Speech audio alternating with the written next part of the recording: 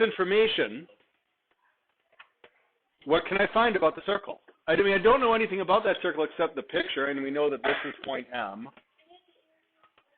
Okay, but I know the area. Oh, well, okay, but what can I find about the circle based just on that? The radius. How? Well, use a formula, right? Area is pi r squared. So 260.67. Obviously, with the decimals, we use 3.14 times r squared. So we divide by 3.14. If I take 260.67 divided by 3.14, gives me about 83, right? So R is going to be the square root of 83, 83.0159. So the square root of that answer is about 9.11. Okay, so 9.11 inches is my radius. That's important.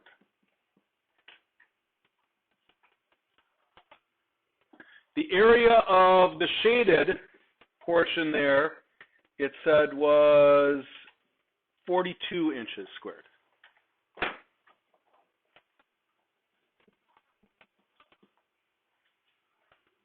So now I could find that angle also, couldn't I? Yeah. Because I could use my proportion. Angle over 360 equals shaded area over total area, which we know is 260.67. And because the proportion of the units cancel out, and I cross multiply. 360 times 42 is 15,120 equals 260.67, and I could theta or x, whatever you want to call it. So divide 15,120 by 260.67, and I get that angle is about 58 degrees. 58.00, so we'll just call it 58 degrees.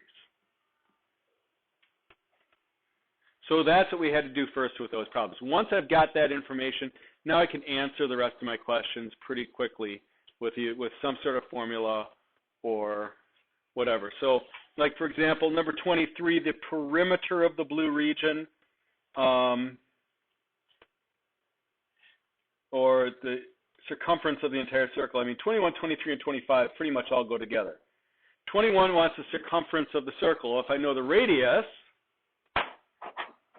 the diameter would be 18.22, so the circumference would be 18.22 times 3.14.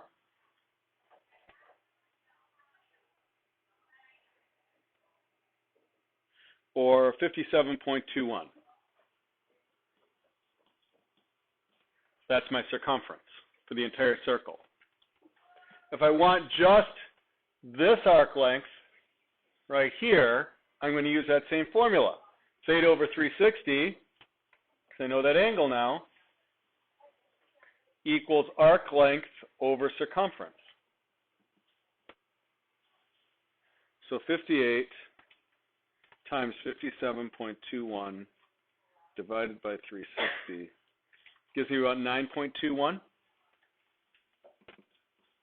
Well, guess what? If that's 9.21 and the entire circumference is 57.21, it means your remaining circle must be 48 for the perimeter for the distance around the blue region, for that arc. If it wants the total distance around the region, the total perimeter of just the region, we might have to add in this 9.11 and this 9.11 as well. So it depends. Now, let me look at the question again. What did it say? The perimeter of the region? Yes. So it wants the perimeter of the region. I need the arc plus this straight, which is 48 plus 9.11 plus the other 9.11. The perimeter of this region would be 9.21 plus 9.11 plus 9.11. Because they want the full perimeter, not just the arc length, but the full perimeter of the region.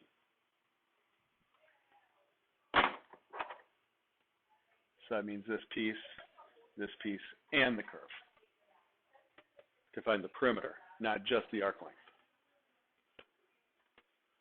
So there's a lot of stuff going on there. You got to know your circles. But really, you had three formulas we're dealing with here: area of a circle, pi r squared; circumference of a circle, pi times diameter; and my proportion formula, theta over 360 equals, and it's either arc length over pi times diameter or sector area over pi r squared. Either one of these two goes in that right side. It's the same formula. Yeah. 28.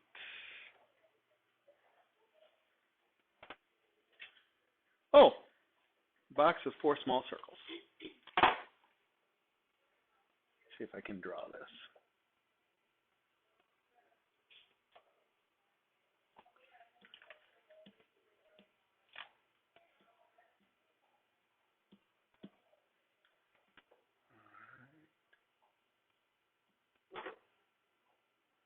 No, this is not Olympic copyright infringement, in case anybody's watching. People get excited about it. I know, but I just want to make sure that, no one's going to get excited. Oh, undo.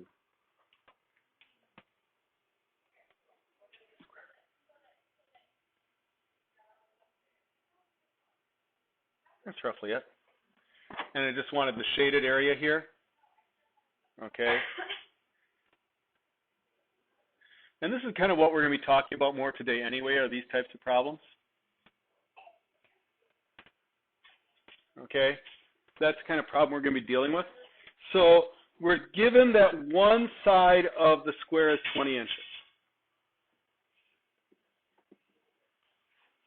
Like I said, this is really what we're going to be spending most of our day talking about. Yes, please do. Well, we've got to come up with a strategy here. Whenever we're dealing with a problem like this where we're going to be combining areas somehow, either through addition or subtraction, we have to start by figuring out what's my strategy. Well, here I want to take the area of the square minus, there are 4 circles, so that was fun, minus 4 times the area of one circle, because all 4 circles are the same. Well, area of a square is going to be easy. It's a square. I know the length of a side. How am I going to find the area of that square? 20 squared, which is 400 minus. Now, here's the tricky part, slightly, the area of a circle. In order to find the area of a circle, I need to know the radius of a circle. I don't know the radius, but I do know if I put these two, what's the diameter? If I put these two diameters together, what's that length? Well, 20, and each diameter is 10, so the radius is 5. So 4 times pi times 5 squared. So that's 400. 5 squared is 25, so minus 100 pi, or 400 minus 314, which is about 86 square inches.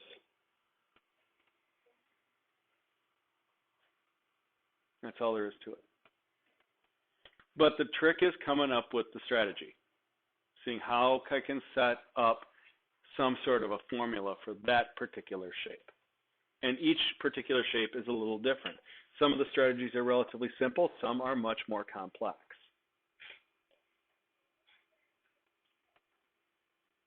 But that's what we're dealing with.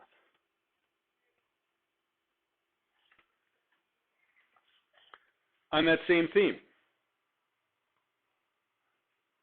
says find the shaded area if the radius of the circle is 10 centimeters. Well, again, obviously strategy again. Step 1, make a plan. The shaded area equals the area of the blank minus the area of the blank. Fill in the blanks. What are they going to be? The area of the circle minus the area of the triangle. So now I've got a plan. I've got to find the area of the circle and find the area of the triangle. So step 2, let's find the area of the circle.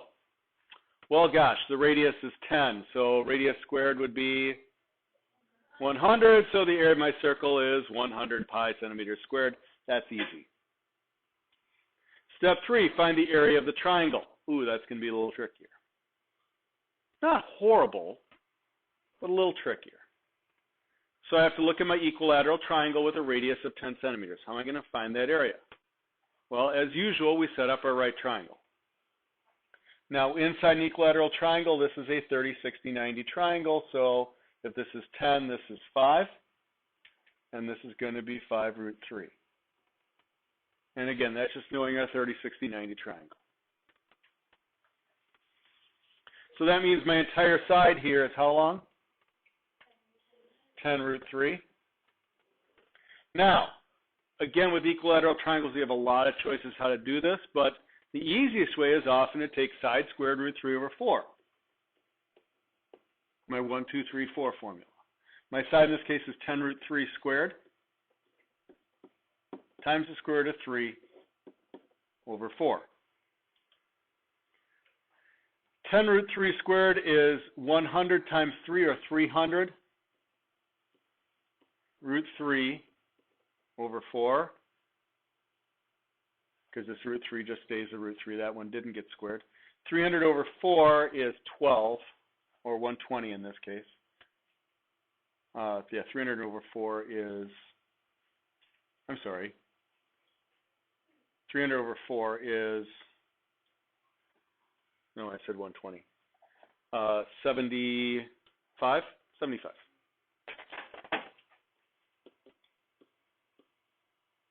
Okay. So there's my area. If I didn't want to use that formula, I could have said, okay, well, this is a radius also. So the height base is 10 root 3 times height, which is going to be 15, divided by 2. 5 times 15 is 75 root 3 centimeters squared. I could do it that way also. Base times height divided by 2. Either way, I now have the area of my triangle. So my final answer is 100 pi minus 75 root 3 centimeters squared. I cannot combine the 100 pi and the 75 root 3. There's no reason to approximate those because no decimals involved anywhere. We can leave an exact answer. Yes.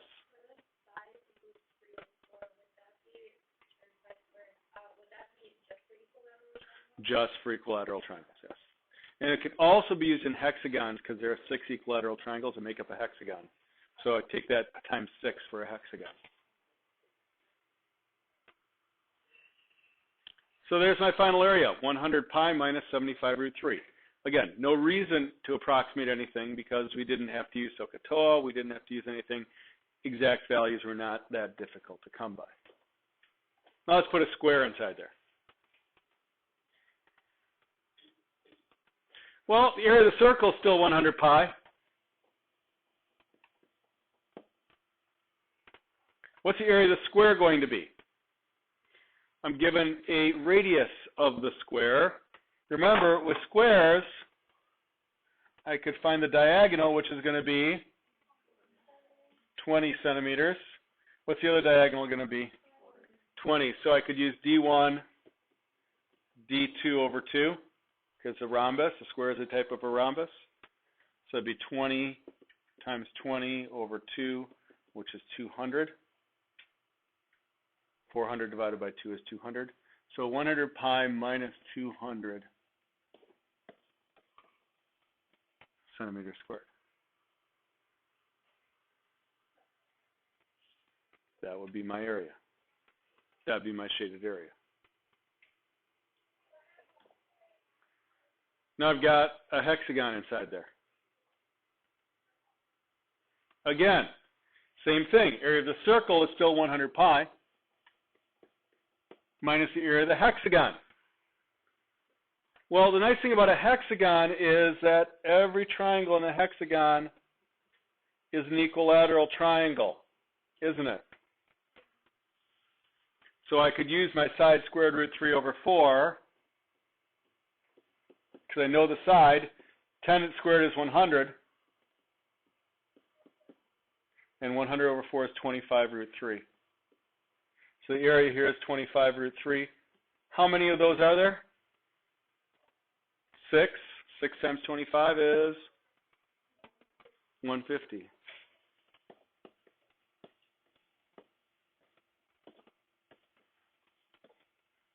So these strategies start piling up on each other. You just keep doing the same things over and over again. Knowing the formula is obviously a key factor. Find the shaded area here. What's our strategy going to be? Area of the big circle minus the area of the small. Area of the big circle would be 100 pi minus, what's the area of the small circle? 36 pi. Can I combine those? Yeah, because they're both in terms of pi. So that's 64 pi centimeters squared.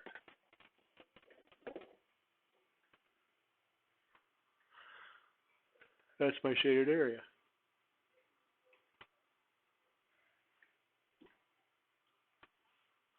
This is a more interesting one. But it's really not that bad because what do we have?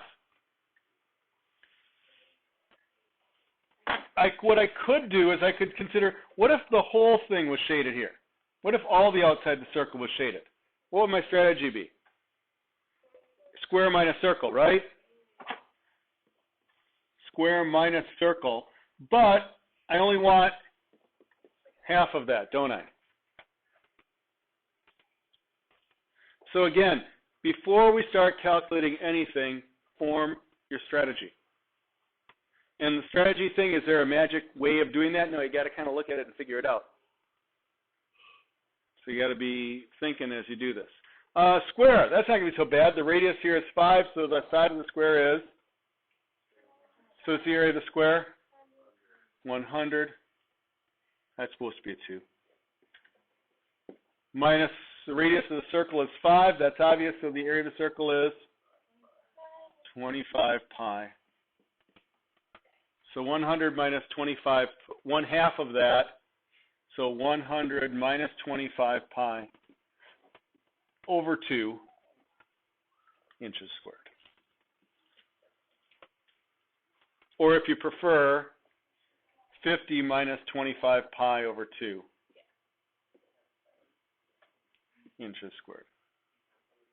But remember, canceling the 2 with the 100 here, it still is under the 25.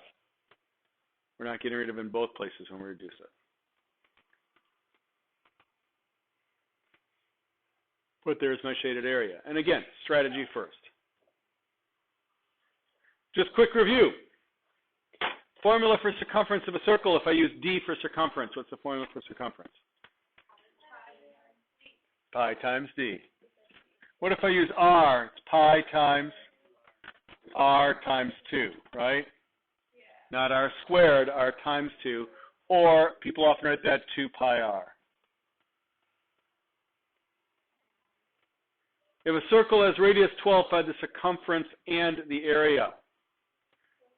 Circumference would be 24 pi centimeters, we'll say, and the area would be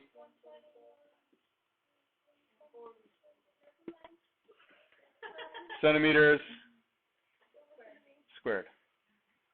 Okay, 121, you did 11 instead of 12. It happens. Okay? So this is just the kind of thing we're going to be dealing with today. Just more practice working with our circles and stuff like that. And what's going to happen in our next unit is really just more of the same, But our next section tomorrow, we might take then, what's the probability if I pick a point at random that I'm in the shaded area? And that's where you have to do like then shaded area divided by total area. Define probability. That's tomorrow's stuff. That's a shame. Okay, and I'm not going to bother with that one for now. I think that's enough review for now. Let's get you the worksheets and let you get to work.